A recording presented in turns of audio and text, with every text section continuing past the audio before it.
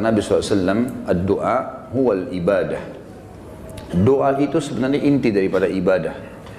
Sebagian ulama mengatakan, kalau diitlakkan doa, maka berarti semua aktivitas ibadah masuk di dalamnya. Makanya contoh misal, definisi daripada sholat, secara etimologi adalah doa. Karena memang isinya doa. Pada saat sedang puasa kita disuruh berbanyak doa, bahkan dijanjikan mustajab doa. Kita melakukan aktivitas apa saja, keluar rumah, masuk rumah, mau makan, habis makan, mau keluar masuk kamar mandi, keluar kamar mandi. Mengenakan pakaian, membuka pakaian, apa saja ada doanya. Dan doa dijadikan senjata bagi orang-orang beriman oleh Sang Pencipta Allah. Sebagaimana sabda Nabi SAW, ad-du'a silahul mu'min. Doa adalah senjatanya orang-orang beriman. Hadis ini masih diperselisihkan para ulama, tetapi memang dijadikan sebagai gambaran oleh para ulama yang lainnya tentang masalah bab doa, karena dia hanya dukungan. Dia bukan menjadi sebuah intisari daripada bahasan itu. Artinya orang mukmin bisa berdoa kepada Allah sehingga menjadi senjata bagi dia untuk menolongnya dalam segala masalah yang sedang dihadapi. Kita dianjurkan teman-teman sekalian agar selalu doa, dan doa adalah munajat atau curhat, menyampaikan hajat kepada Sang Pencipta, dan tidak boleh lepas. Saya sudah sering ulangi dan saya ulangi lagi sekarang. Doa ini jadikan sebagai rutinitas kita. Dan tidak ada aktivitas kecuali diikuti dengan doa. Sampai pada tingkat antum mau masuk ke satu tempat, mall, mau beli baju, minta sama Allah parkiran. Minta sama Allah dimudahkan maksud saya. Ya Allah mudahin saya dapat parkiran ini. Ya Allah mudahin saya membeli baju itu. Ya Allah mudahin saya masuk ke restoran untuk makan makanan itu. Ya Allah mudahin untuk saya bertemu sama orang ini. Ya Allah mudahin usaha saya ini. Ya Allah mudahin kuliah saya ini. Ya Allah mudahin pernikahan saya ini. Dan seterusnya. Diikuti dengan doa. Dan doa itu kata ulama adalah ibadah. Dalam arti kata, kita sudah melihat hasilnya atau tidak melihat hasilnya, tetap dicatat pahala oleh Allah Subhanahu wa ta'ala. Kalau masih ingat sebuah athar yang saya sebutkan, orang-orang yang rutin berdoa di dunia selalu menyampaikan hajat-hajatnya kepada Allah Subhanahu wa ta'ala. Dia lihat hasilnya atau tidak lihat hasilnya. Maka orang-orang seperti ini yang belum melihat hasil dari doanya, seakan-akan bagi dia mungkin belum diijabah, maka dalam sebuah riwayat dikatakan akan datang orang-orang seperti ini hari kiamat diberikan pahala bergunung-gunung. Lalu mereka kaget, pahala dari mana ini? Bertanya pada para malaikat. Lalu para malaikat berkata, ini adalah pahala doa-doa kalian yang belum kalian dapatkan jawabannya di dunia. Maka pada saat itu mereka semua berharap kalau semua doanya selama di dunia tidak diberikan di dunia, tapi diberikan di akhirat karena besarnya pahala yang didapatkan. Kita dianjurkan untuk membaca doa-doa positif dan selalu kita berpikir positif juga pada Allah, itu bersangka baik. Tidak ada doa yang dimulai teman-teman sekalian, baik dengan Rabbana, wahai Tuhanku dan penciptaku, atau Allahumma, ya Allah, atau apalah yang kita ucapkan, kecuali pasti sudah ada garis finishnya. Kalau kita sudah mulai start, kita sudah tahu pasti ada finishnya. Tinggal semua jawaban yang Allah kasih kepada kita, semua jawaban yang Allah kasih dari permintaan doa kita, itu mengikuti proses sistem atau sunnatullah yang telah Allah berikan kepada kita. Maksudnya ada prosesnya. Jadi kalau kita berdoa, berarti sudah ada garis finish. Tinggal mungkin seminggu, mungkin sebulan, mungkin setahun. Mungkin ada orang berdoa bertahun-tahun. Baru Allah SWT berikan kepada dia. Karena bobot dari permintaannya besar. Maka Allah SWT sesuaikan dengan sunnatullah atau sistem yang dia telah buat dalam kehidupan manusia itu sendiri. Nabi SAW sebaliknya teman-teman melarang kita berdoa, mengucapkan kalimat-kalimat yang berbau permohonan atau permintaan, sadar atau tidak sadar, yang buruk. Kata Nabi SAW dalam hadis Bukhari, janganlah seseorang di antara kalian mengucapkan kalimat doa, permintaan, atau munajat, atau penyampaian sesuatu kepada Sang Pencipta yang buruk, baik buat dirinya, baik buat keluarganya, baik buat hartanya, karena jangan sampai malaikat lewat dan mengiyakannya. Misal orang bertengkar suami istri, kemudian dia mengatakan saya berharap tidak akan bersama-sama kamu lagi. Dia nggak sadar kalimat ini bisa jadi doa, walaupun dia dalam kondisi emosi. Tidak boleh orang, saya pernah sampaikan kalau masalah anak-anak, kamu nakal sekali. Atau mungkin dia ucapkan tentang rumahnya, kendaraannya, sial tempat ini, panas, tidak beruntung tempat ini, atau bahasa apalah.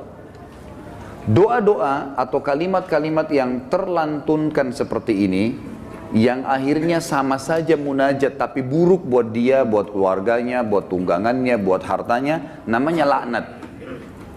Namanya laknat. Sudah paham makna laknat? Hah? Mana suaranya? Berarti semua ucapan negatif untuk diri, untuk keluarga, untuk harta, namanya laknat. Dan ini hukumnya dosa besar. Tidak boleh melaknat diri sendiri, nggak boleh melaknat keluarga, nggak boleh melaknat harta. Dan laknat saya bilang tadi, masuk di dalamnya semua perkataan yang akhirnya berisi munajat, harapan, permintaan, tapi negatif. Ini nggak boleh. Dan ingat teman-teman, bukan cuma sekedar tidak boleh, Imam Adz-Dzahabi masukkan dalam dosa besar. Kita nggak boleh melaknat diri sendiri, nggak boleh melaknat juga orang lain, nggak boleh melaknat harta, nggak boleh melaknat benda, nggak boleh semuanya.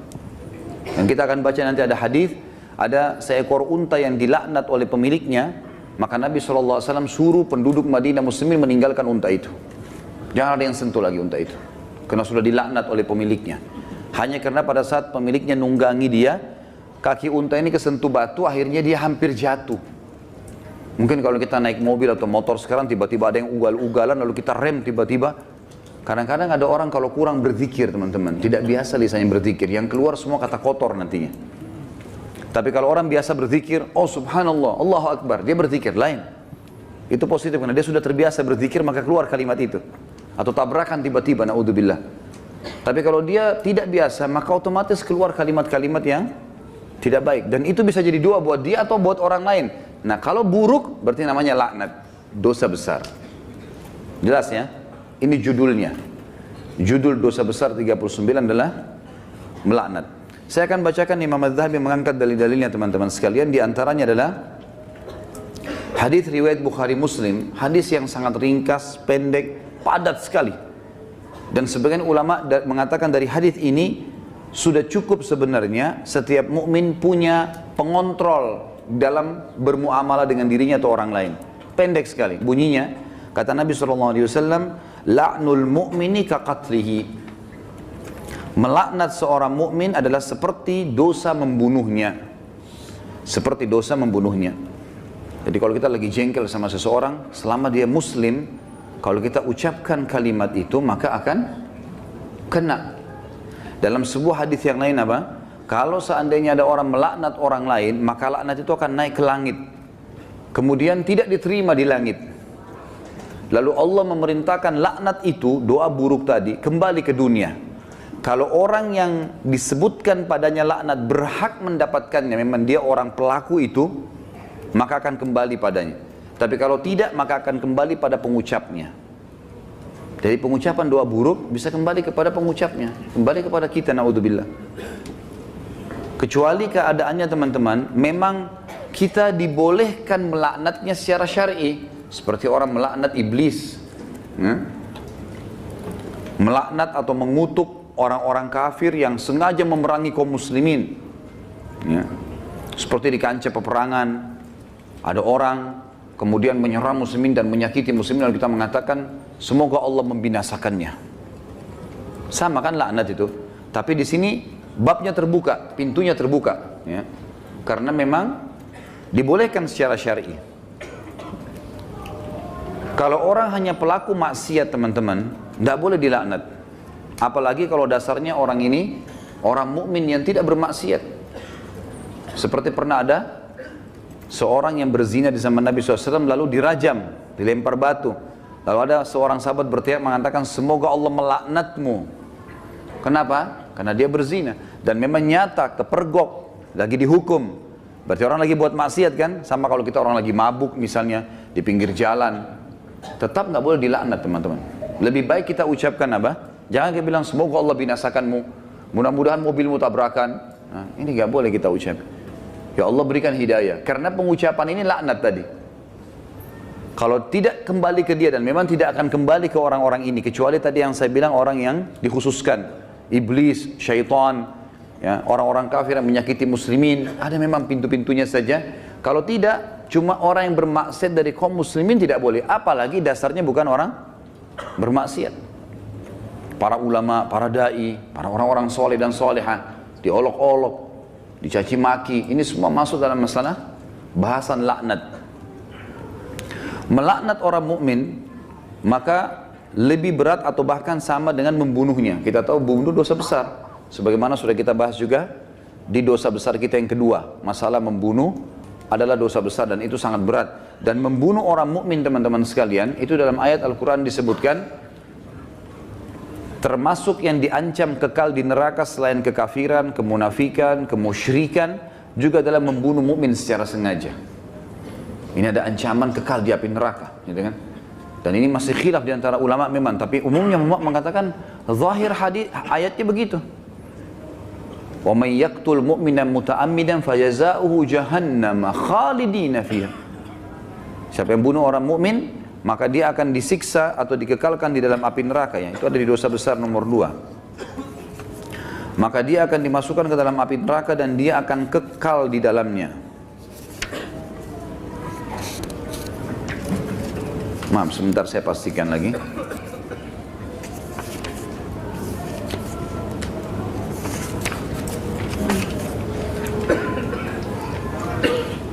Iya. Ayatnya dalam surah An-Nisa ayat 93, A'udzubillahi minasyaitonirrajim, wa may yaqtul mu'mina muta'ammidan fajazaohu jahannamu khalidan fiha wa ghadiballahu 'alaihi wa la'anahu wa 'adda lahu 'adzaban 'azima. Dan saya beristighfar tadi karena saya salah dalam membaca ayat, tapi ini ayat yang benar, An-Nisa 93, yang artinya barang siapa yang membunuh seorang mukmin dengan sengaja, maka balasannya neraka jahanam dan dia kekal di dalamnya. Dan Allah murka kepadanya dan melaknatnya serta menyediakan azab yang besar baginya. Ya. Sementara melaknat orang mukmin sama dengan membunuhnya. Hadis yang kedua, tadi hadis Bukhari Muslim, hadis yang kedua riwayat Imam Bukhari dan juga Imam Muslim menyebutkannya. Kata baginda Nabi SAW, sibabul muslimi fusuqun wa qitaluhu kufur. Mencaci maki seorang muslim adalah suatu kefasikan dan membunuhnya adalah suatu kekafiran. Di sini kalimat mencaci maki seorang muslim adalah sebuah kefasikan. Maksudnya adalah caci maki masuk dalam laknat. Caci maki masuk dalam laknat. Misal seseorang punya pegawai, lalu dia mengatakan kamu bodoh. Kalimat bodoh ini, walaupun dia lagi salah, bukan itu. Itu sama doa buruk kan? Laknat. Maka bisa kembali ke dia, bisa kembali ke dia. Tapi pengucapnya walaupun orang itu layak mendapatkan kalimat bodoh, kembali ke dia kalimat itu, tapi laknat ini bisa kembali menjadi dosa besar bagi pengucapnya. Dan lebih baik jangan diucapkan. Lebih baik jangan diucapkan. Beda kalau kita menghardik perilaku.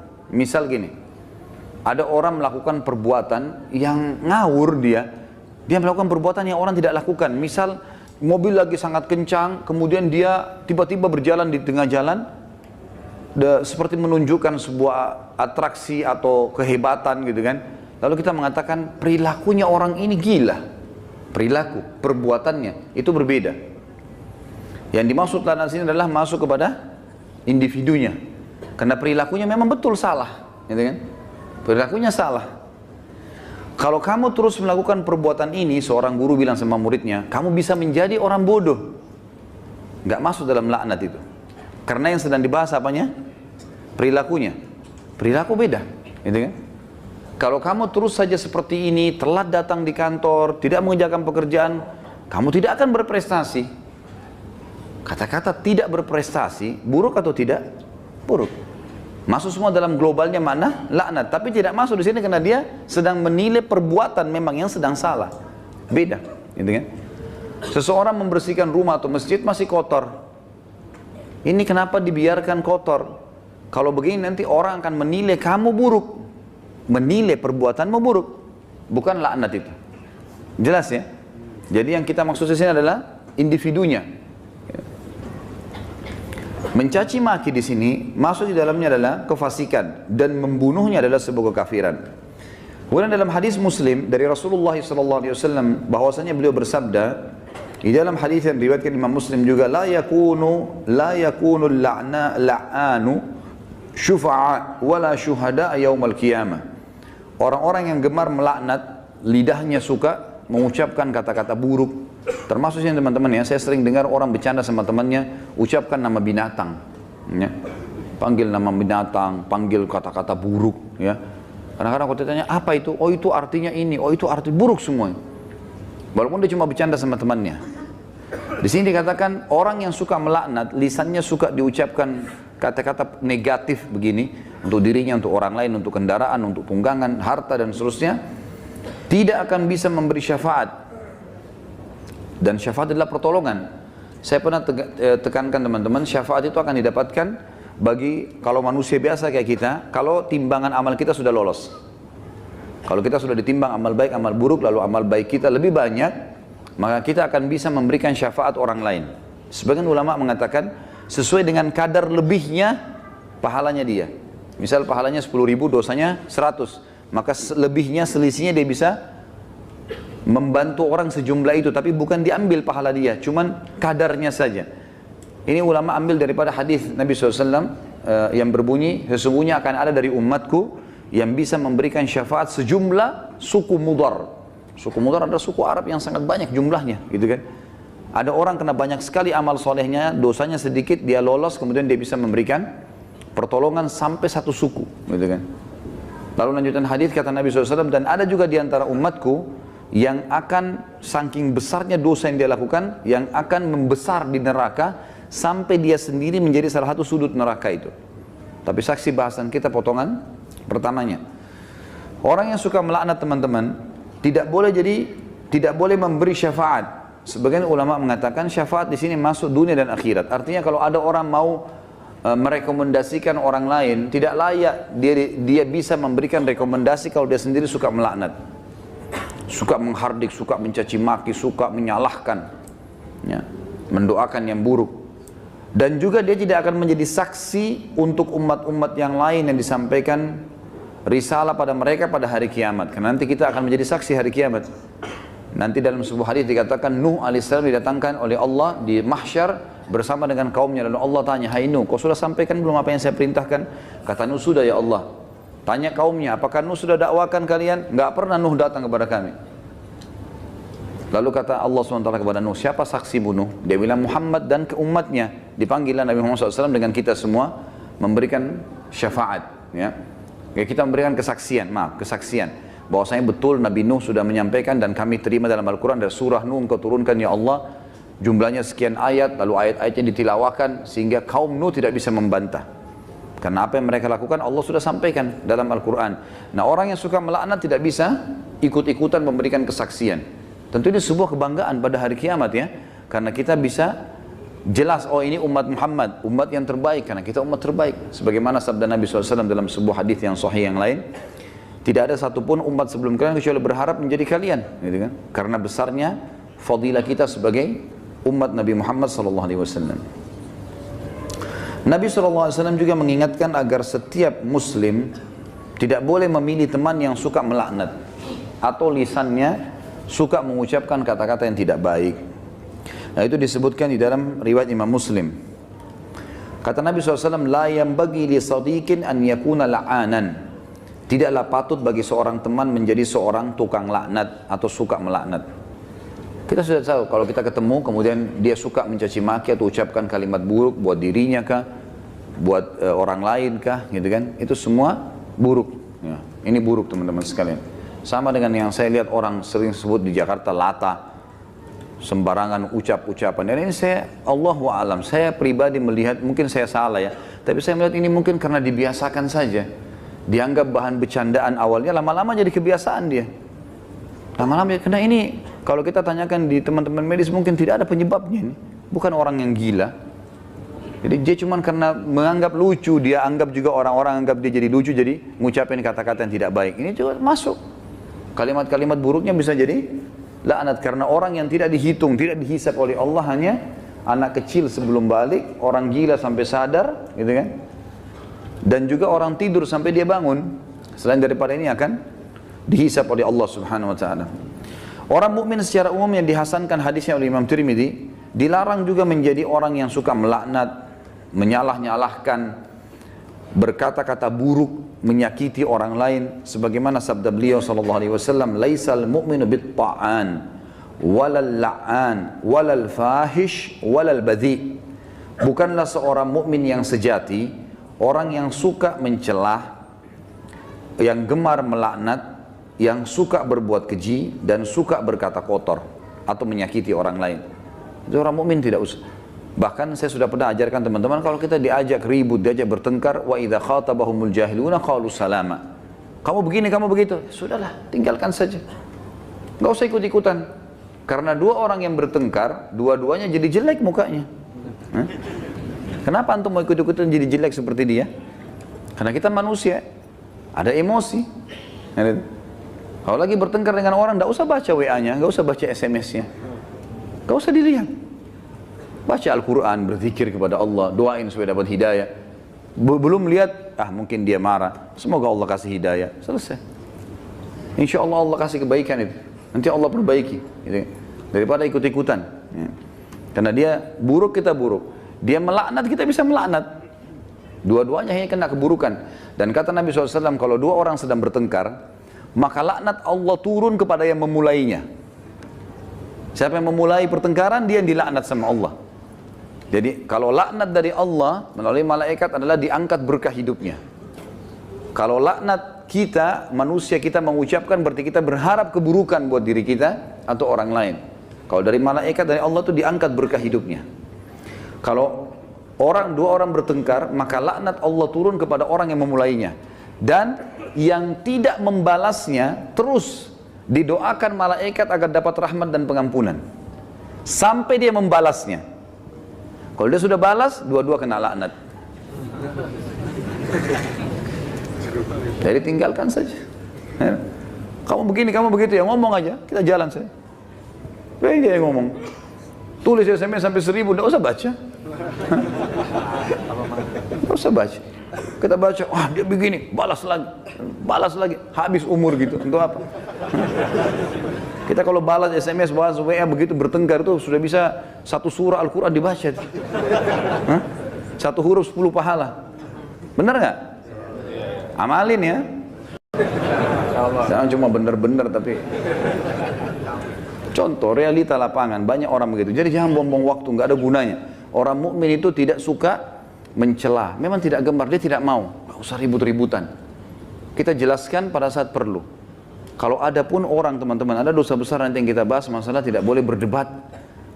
Kalau hal-hal yang kita anggap perlu berdebat, menjelaskan argumentasi dan ada manfaat, sampaikan. Gak ada manfaat, gak usah. Kalau diajak dialog, kemudian kita nanti jelaskan juga sama saja, gak ada perubahan, dan kita tahu ini sebenarnya salah, untuk apa kita berdebat? Gak ada gunanya kan? Gak ada gunanya. Pernah salah satu ulama di Madinah didatangi oleh seorang syekh Syiah dari Iran di musim haji, waktu kami masih mahasiswa di sana. Diajak berdialog, kami mau berdialog. Syekhnya angkat Quran, kemudian dia bilang di depan mahasiswa, saya mau berdebat dengan anda, tapi percaya nggak dengan ini? Quran ini, diangkat Quran. Percaya nggak? Quran ini Quran ahli sunnah, 30 juz. Qurannya mereka 49. Kata dia, tidak, saya tidak percaya. Kata Syekh, saya tidak mau berdebat. Lalu rujukannya apa nanti? Nggak ada gunanya. Macam-macam mereka ucapkan, oh penakut, oh begini. Ngomong aja, silakan. Ukir kata-katamu sepanjang mungkin, tidak masalah. Tulis silakan sampai capek. Malaikat juga catat kan. Dan kalau laknat itu, doa itu tidak layak untuk orang itu, kembali ke siapa? Ke dirinya sendiri. Kamu bodoh, kamu begini. Dia sedang bilang, ya Allah jadikan saya bodoh, ya Allah jadikan saya begini, jadikan saya sial. Na'udzubillah. Hah? Paham ya? Alhamdulillah. Amalkan.